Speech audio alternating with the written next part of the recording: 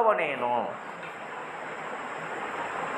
ఇది ఎలా ఉందంటే, సర్వకాల సర్వావస్థల యందు పుట్టక చావక కనిపించక వినిపించక అనిపించక ఏకమై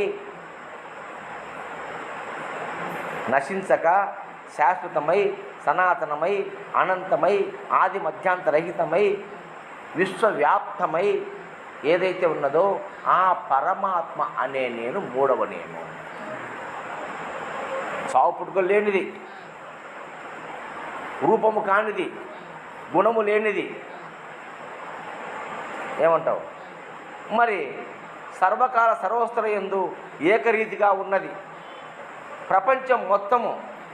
మొదటి నేను అనే ప్రపంచము, రెండవ నేను ప్రకృతి. ఇవి రెండు నశించిపోయినా తాను శేషించి ఉన్నది.